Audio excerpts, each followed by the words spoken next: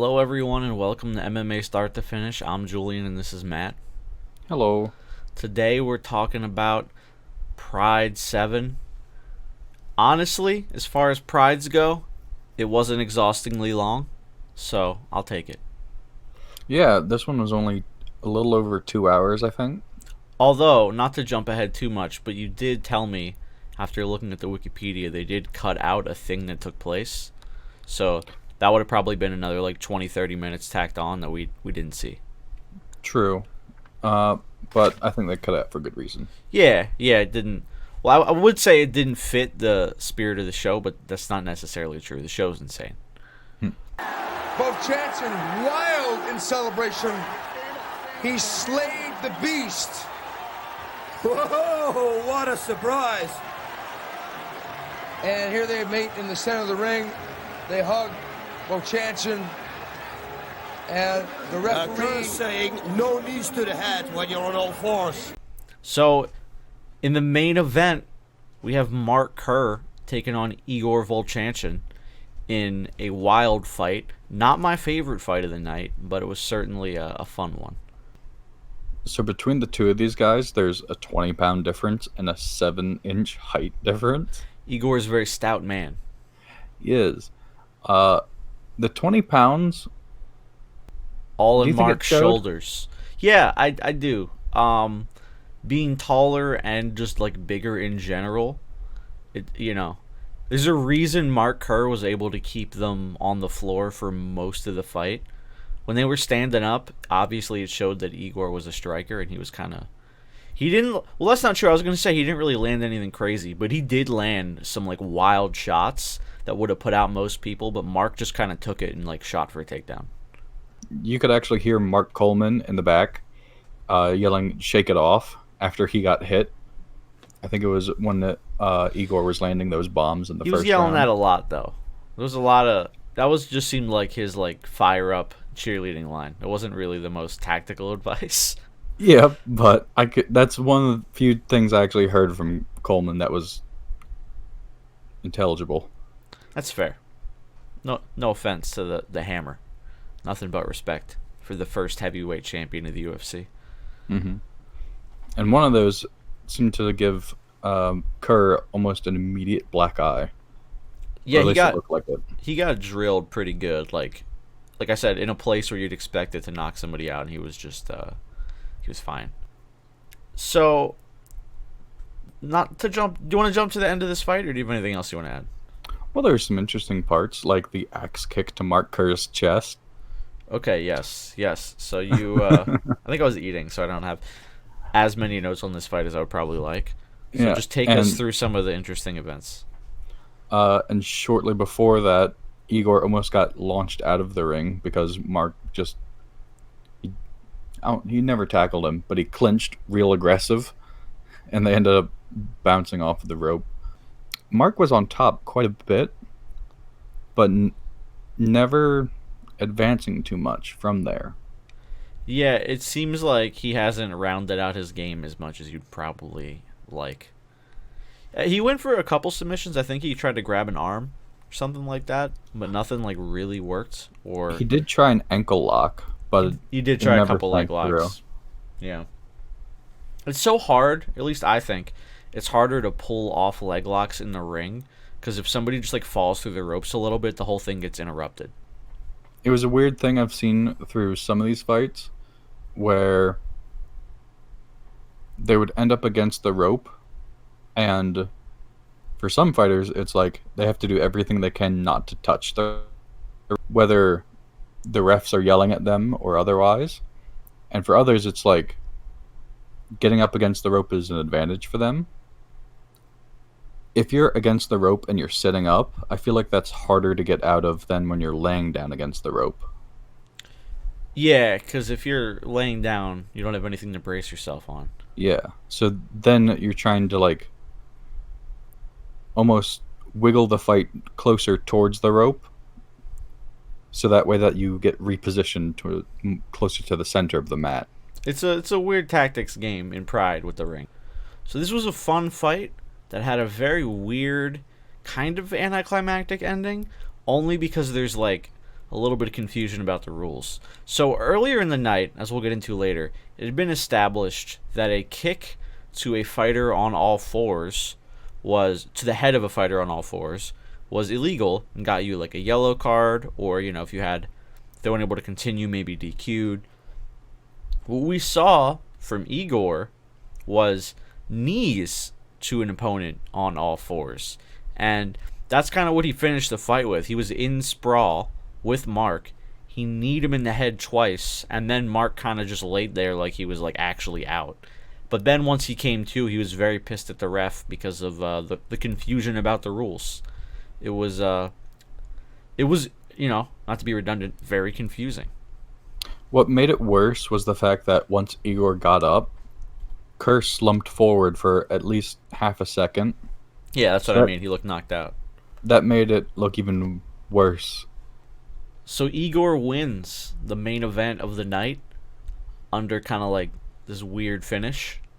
In commentary, they were talking about like the winner of this fight potentially being the best heavyweight in MMA, which is weird because I'm pretty sure last we left the UFC, Bas Rutten was the heavyweight champion, and he's on commentary saying that.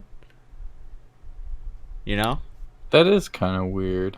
I'm assuming, and I know this is maybe a little bit of light spoilers, but Bas does drop down a weight division, so maybe like this was post-recorded, and by the time he was recording this, he'd already decided to like drop down to middleweight, light heavyweight, whatever you wanted to call it then. But like, just like the literal chronology of it for us makes it just a little weird.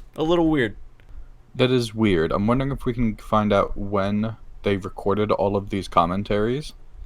I think I'm guessing here, and we'll find out in a couple shows.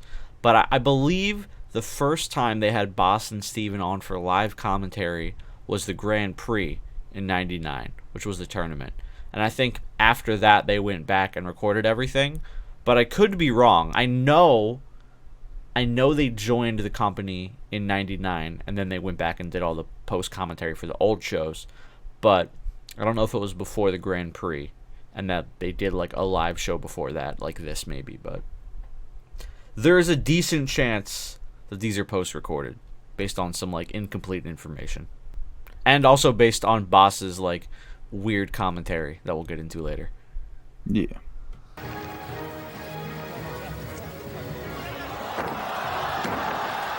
Okay, looks like he just had some fun with one of his teammates. Looks like he was throwing Mr. Matsui around. These guys are all about fun. In the co-main event, we have Sakuraba taking on, as I affectionately call him, Dan Severn's Ragdoll. It's Anthony Macias making his Pride debut, and he's got some fancy spinny kicky shit to show us. Oh yeah, but that doesn't stop him from getting suplexed once again. No, it seems to be his favorite pastime, just getting dumped on his fucking head. Sakuraba's great. Dude, Sakuraba rules, especially coming up with new ways to just like pro wrestling style jump on your ass. He's entertaining. Yes, he's not just like, no offense, he's not Pat Miletich in it where he's beating everybody, but it's kind of like he's putting on a show. He's an entertainer. I think I told you this before, but he's like also super renowned as a pro wrestler, which probably does not surprise you. It doesn't surprise me with that in mind of how creative he gets with some of these things. Like, he retired from MMA, I want to say like 5 or 6 years ago, but he still does pro wrestling, I'm pretty sure. Well, yeah, there's less danger in that. Yeah, but he's like an old ass man, and because he was like a legit badass in MMA, his pro wrestling style is he just kicks you in the fucking chest extremely hard. It rules. Tell us about some of the cool shit he did. It wasn't so much cool, but at one point Macias was on his back and Sakuraba was trying to get past those legs, and instead he just grabs one of those legs and starts spinning Macias around like an airplane. That was pretty good. Yeah, I can see what he was trying to go for, like maybe if he swings him hard enough, sneak in when the legs are to the side. I think he was just kind of goofing too. Maybe. They're both smiling for the second round at least. They both seemed like they were enjoying the fight. One of the probably my favorite part of the fight was when Sakuraba faked like he was gonna do the jumping mushroom stomp that he'd done in a bunch of other prides, and instead, as he like went in, did a baseball slide between Macias's legs and just kicked him in the face. It was excellent. Yeah. So I should clarify if like the rules are a little confusing, because it's like, hey, why didn't Sakuraba get fouled? If they're on their back, you can stomp a mud hole in their ass perfectly fine. No rules against kicking them in the face at all. It's just if they're on all fours and they look like, a helpless victim and you kick them in the face, that's a no-go. Yeah. And you could hear the crowd was getting hyped for it because This is the loudest the crowd was all night for Sakuraba. yeah, they've come to know Sakuraba as the guy who will jump on you. And so when Sakuraba backs up and the guy's on his back, when Macias is on his back, They could the feel crowd it starts coming. going like, "Oh boy, he's gonna do it!" But in Japanese.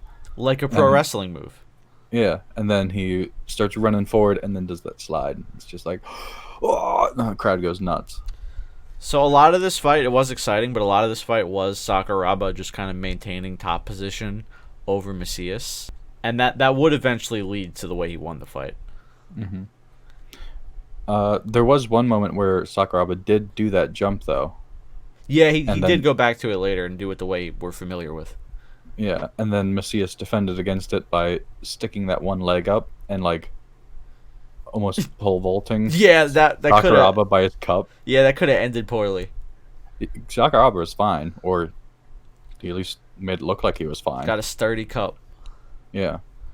But like you said, eventually Sakuraba did get a finish on the ground. It wasn't an attempted finish on the ground that Macias tapped to. And before we get to the finish, I just want to remind everybody, if you haven't seen this fight, or I guess tell you if you haven't seen this fight, remind the people that have seen it. There were dogs howling in the crowd. I'm sure they weren't like actual dogs, but people doing like very good impressions of dogs howling. Oh my god, I just realized something, Matt. What? Do you know what Anthony Macias' nickname is? I can't remember. It's Mad Dog. Oh, that's. I wonder That's if there. fine. Yeah, I wonder if that's hilarious. Oh my god, I just realized that. Yeah, there's at least two instances laying in the back, and it was really weird to hear that without that knowledge. Yeah, I was confused up until 45 seconds ago. So So as we know, Sakuraba loves his arm bars, so that's what he goes for, and he never like gets a clean arm bar going on Macias. never gets it But- straight. Yeah, but Macias understands that this is Sakuraba's thing, and he's starting to lose that grip on his hand. It was interesting because it looked like there were other points during that hold, like earlier, where he had the arm in a much worse spot. Where I was surprised he didn't tap. The time he actually tapped, it seemed like he was starting to reverse it and like at least stack him down so he can't straighten it out. But maybe you're probably right. He's probably losing his grip and he didn't want to get his arm snapped up, so he decided to tap. Yeah, Sakuraba was rolling with trying to keep that arm bar going, even when to get out of it. Like they didn't start in this position; it was a much different position No, to no, start no. with. This is just where it finished.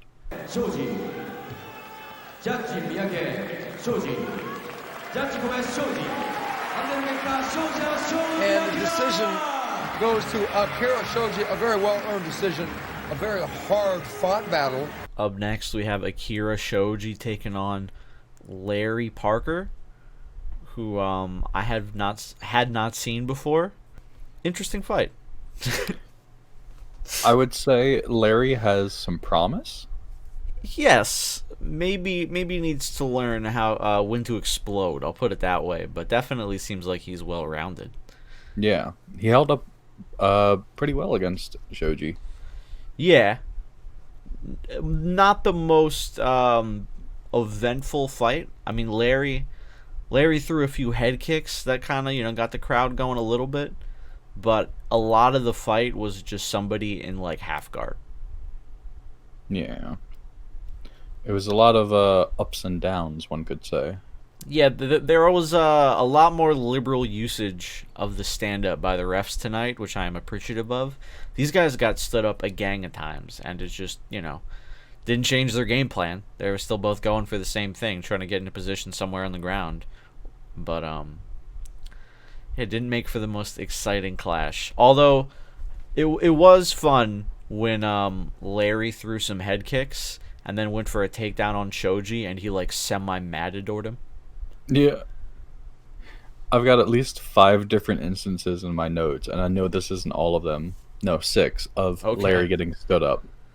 Oh my goodness! I should start doing that. I don't really keep track of how many stand-ups there are, but in a fight like this, maybe you need to just fully Yeah. understand the gravity of the snail's pace. And usually it was just Larry on his back and Akira standing there. Yeah, he. To be fair, if Akira really wanted him to stand up, he could have just backed up more. But he also chose to not get into his guard, so he kind of just stood there in no man's land and just made the ref make a decision. He could have forced it one way or the other, but he chose to not. In the first round, it wasn't so bad because there's only 2 stand-ups. But in the second round, counting at least 4. Yeah, it got rough. The fight started out more interesting than it ended. And Yeah. we got to the end. Anything you want to add about the first 2 rounds? Because of not much happening in those first 2 rounds, they had to go to an extra round, even though I think Shoji was winning for the most part. Yeah, it was. I'll just put it this way: I wasn't exactly praying for the overtime period. I was kind of hoping they would just be like, "All right, Shoji, you got this. Let's move this along. Get Sakuraba in there." But no, they went to an overtime, and it was just the same thing. The only real explosive thing that happened in overtime was Akira attempted a leg lock, but that was really it. The extra round, nice moments of commentary from Steven Quadros and Boss Rutan, though. I don't have this in my notes. What did they say? Well, they started discussing. Steven asked, "What's your favorite sport, boss?" And Boss said, fighting. Because they're commentating MMA fights. Yes, it's the obligatory answer to that question. But Boss didn't really hit that softball off the tee very well. No. Quadros came back and said he might like stripping more. He did. And then he's like, I don't know if that one counts. Yeah. Forgot about that. It's pretty physically exerting, though. It's, you have to be athletic. Anyway, we're getting off track. We'll save that for after. Yeah, that's the after hours MMA start to finish. So after the overtime period, we would go to the judge's decision again, and they gave it to Akira. As we expected, he wins the decision and leaves Pride 7 a winner. I think deservedly so. Yeah, I mean, Larry put up a good fight, but I think it was pretty clear to see that Akira won. I think the best of Larry's fight was in that first round. I would tend to agree. And Maurice Smith stepping out of the ring with his trophy, and he's going to go to ringside. And Maurice Smith presenting K1 Chairman Kazuyoshi Ishii with his trophy.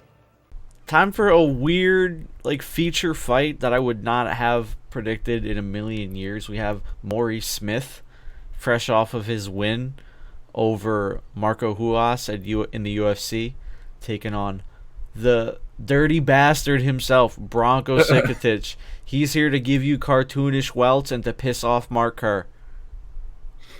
Dude, I didn't realize it when we were talking about it earlier, but Mark Kerr's had to deal with some shit, in Pride. He's probably like, fuck y'all. Dealing with that Bronco DQ loss and now this. Yeah. I'm wondering. I mean, he probably gets paid way more in this than he does in the UFC. It's a bigger operation at this point, so I'd assume so. So this was a weird ass fight. It's so short. You have the Wikipedia up. Can you tell me how long this was? This fight was 7 minutes. out of a possible 20. 7 minutes and 33 seconds. There was a lot that went on in that 7 minutes. None of it made any damn sense, but it was great. So, the first thing I have in my notes is this weird, like, hip toss headlock takedown Bronco got on Maurice, but clearly he has never grappled, so Maurice was able to get right back up and into side control. Yeah. They ended up getting up after that, and then the ref, I guess, must have been the same ref as I'm pretty Bronco's sure it was the same exact ref from the Mark Kerr fight, but I could be wrong. previous fight, because as soon as Bronco held on to the rope once, all over that shit, and he had like a yellow card put into his other pocket to like have it ready to bring out, like a cop just jonesing to use his gun. Yeah.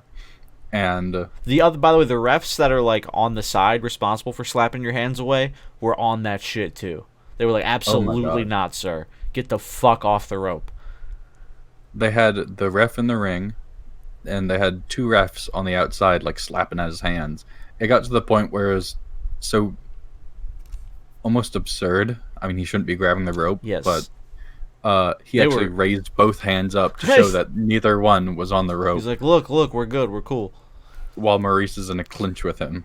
If you're wondering why the refs are behaving so strictly, I would encourage you to watch Bronco's previous two Pride fights, where he wraps his freaking armpit around the rope and then elbows dude in the back of the head like 12-6.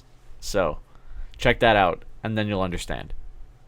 So Maurice would get Bronco on his back again, where he would proceed to secure the first submission victory of his career in one of the most amateurish submissions I've ever seen. Especially in this era. It's not 93 anymore. Bronco should know how to get out of this. It's a submission your dog can get out of. Yes. Very easily. Choke.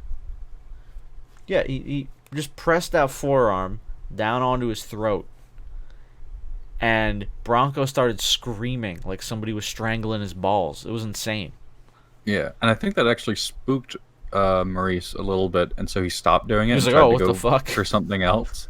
Yeah. But then he realized, oh, I guess that was working, and so he just did it again. And then Bronco started screaming again, and he tapped. It's hilarious because even on commentary, Boss and Steven were like, you know what the counter to that is? You just turn your head to the side. And Bronco did not have that ancient wisdom, apparently, because he tapped from a fucking forearm choke. Yeah. In 1999. Like, if this was like one of the first UFCs, and people don't know what the fuck this sport is, I'd understand getting caught in something dumb like this, and a bunch of people did. But yo, the sport's been around a couple years now, man. You should know how to get out of this one. Yeah. Like, I know we were kind of joking about it, but this might have been like some kind of childhood trauma revealed. I don't know about that. All I know is that Bronco maybe needs to practice his graps a little bit.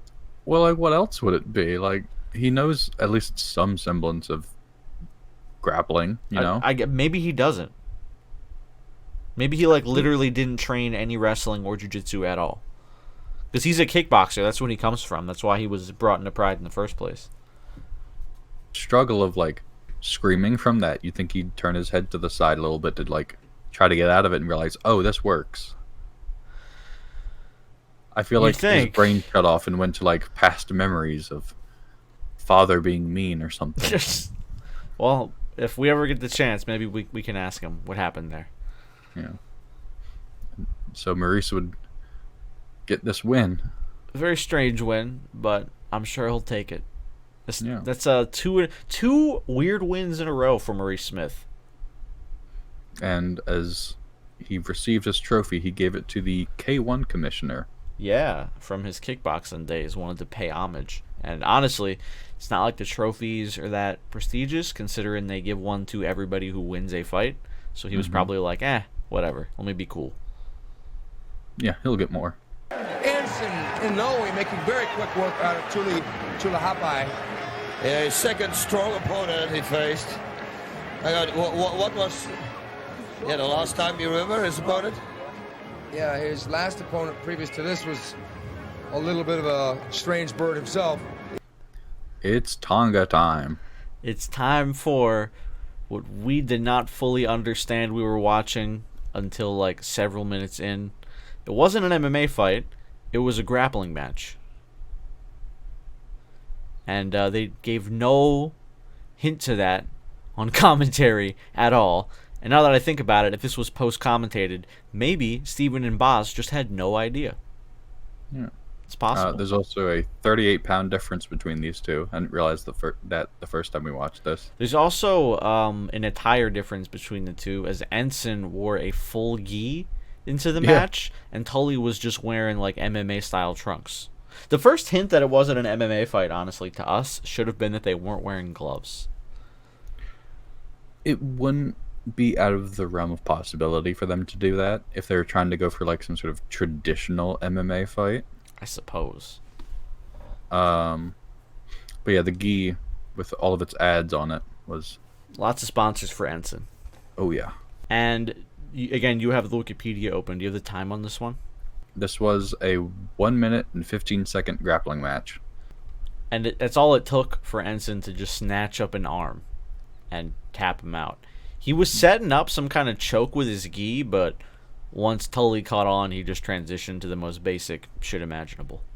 Yeah. He had Tully's, or Tully, I'm not sure which one's better pronounced. I can't remember. I think it's Tully, but we could be wrong. Mr. T. Mr. T. He had his back, and then he somehow transitioned into a mount. Because he was trying to get some kind of choke using like the shirt folds of his gi, but that wasn't working. So then he just goes for this. I can't think of a better place to really slot it in, so we might as well tell you here that apparently there was a pro wrestling match that also took place on the card that was not kept as part of the Fight Pass broadcast. So one of the reasons for this being shorter, like we mentioned earlier, is there was a pro wrestling match between Nobuhiko Takada and who was the other person? It was Alexander Atsuka. Yeah. And that was it went into the second round and made it to 1 minute and 32 seconds in the second round. Second round? I thought you said it was a pro wrestling match. I mean, they have rounds. Usually they don't. Well, that's what they say they have. Maybe they had like a weird rule set for Pride, but we'll never know because the footage was not on the broadcast. Carl Malenko congratulating the handlers of Vanderlei Silva. Vanderlei Silva's trainer, Pujamar Federico, pulling off his shirt and throwing the shirt out into the audience. Up next, we have the Pride debut of the Axe Murderer, Vanderlei Silva, who still's getting his fucking name spelled wrong everywhere he goes, but eventually I'm sure they'll get it right. Taking on a man fresh out of the 90s, Carl Malenko. In the beginning of this fight, before it started, we had commentary confirm for us that John Peretti was indeed the one who nicknamed him the Axe Murderer back in his second UFC fight. I'm glad I was able to pin that down on my first guess. What we'd seen of Vanderlei so far wasn't super impressive. After fighting Vitor, he beat Tony Patera at UFC 20 with knees, but it wasn't super memorable. So we hadn't seen what I knew was the true potential of Vanderlei and his vicious Muay Thai, but we finally got some of that tonight. I feel like Vanderlei actually started to shine in this fight as far as like his dominance. I would agree, especially with that barrage of knees. And he had a lot of top control too, where he kind of just very patiently smacked Carl in the side of the head over and over again. Oh my god. Actually just most of the first round was him just punching Carl's ears. And Carl was kind of like upside down for a lot of that. And I believe at the end of the first round, he actually got into a good position on his back to go for a rear naked choke. And he got kind of timed out on it, but he had a good opportunity, and it solidly won him the round. Yeah, he was a little too high up on that choke, so he wasn't able to get great position. He did manage to flatten Carl out, but the position wasn't as great as it could have been, and the clock was running out, so he wouldn't have had enough time to sink it, I don't think. He did get that same position back again in the second round after Carl went for a leg lock. Carl went for a leg lock, but didn't really commit to it, and then Vanderlei just mounted him. And from there progressed eventually into the same position as before. I was surprised when he had Mount in the second round. He didn't just posture up and beat the brakes off of him. He just took Mount. He just took it. He took his time. I'm going to be in this position now. And he had the legs grapevine, so he wasn't in like a position to posture himself up, but Carl also wasn't going anywhere. Finish, but we did have Silva kneeing the side of Carl again, and they were rolling on the ground grappling, but then the bell rang. So we didn't get to see any clear finish, but Van was definitely the more dominant fighter of this fight. Yeah, it was clear who won. We didn't need a 5-minute overtime period for this one. After the full 2 rounds, judge's decision for Vanderlei. He then proceeded to launch a bunch of his t-shirts into the crowd like a human t-shirt cannon. It was kind of great. Well, Bob Shriver has a girlfriend in Holland, and she is a champion also and fights in Valley Judo fights. Do you think that maybe they have their own training regimen that they do in their home? Yeah, I think in the bedroom, they for sure they will go off. So we saved, in my opinion, the best for last, and they saved the best for first. This was my favorite fight of the night. Even get rid of all the bullshit that we're going to spend quite a bit of time talking about. The actual fight itself, when there wasn't shenanigans going on, was pretty back and forth and entertaining. Yeah, they were... well... Let's introduce them first. Daljiro Matsui and Bob Shriver. Go on. I want to say that they're a good match for each other since there is so much weight difference between. But their styles went together well. Yeah. It was good to see them as fighters against each other. Maybe not in their weight. Everything else was fine. So as you mentioned, big size disparity, about 40 pounds between Daljiro and Shriver. Did not stop Daljiro from going for a takedown off the jump and landing it because he's from Holland, which means Bob is a kickboxing type of guy, not super well versed in the grappling. A lot of this fight was kind of a clusterfuck, though. Yes, but an entertaining clusterfuck. It was entertaining. We got to see all of the rules come into play. So yeah, there was like 3 different yellow cards handed out during this fight. I guess we'll get to one of the like rule controversy things from tonight. So after his takedown, Matsui went for like kind of like a punt to Shriver's face, but it was like while he was about to stand up, and he was previously on all fours, so it was in kind of a gray area, like the legality of it. But the ref didn't do anything about it. And then later on, when Bob had him in a similar position, he went for a punt of his own, and then he got a yellow card for kicking a fighter on all fours in the head. Mm-hmm. So it was a little confusing for Bob on that first yellow card. I was willing to give him benefit of the doubt because I was confused too. To highlight some of the doubts for Bob's ground game, the commentary started talking about how they thought Bob might be practicing his grappling. His training regimen. Yeah. Boss, also being from Holland, said... He knew him, actually. He talked a couple times about how he knew him as like a bouncer at a certain like nightclub, which is hilarious. But go on.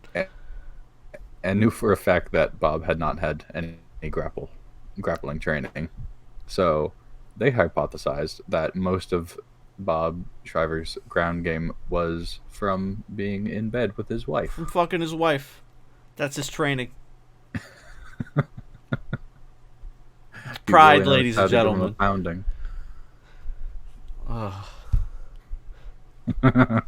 So I mentioned earlier, there's 3 yellow cards in this fight, right? They all went to Bob. To spoil a little bit, Bob would wind up getting disqualified. So the second yellow card that Bob got was from another exchange where I was like maybe willing to give him the benefit of the doubt. Well, I'll see if I could show it here. It's a bouncer at Famous bulldog. What did he do? He hit him before the referee restarted the fighters. He punches him in the face while the ref is trying to separate them. But, like, he seemed like he reacted, like he didn't mean to do that, and he thought they were starting again. Like, he grabbed his own head, like, oh, shit. Yeah. It didn't seem like he meant to, like, sneak a punch in. He was like, oh, we're starting.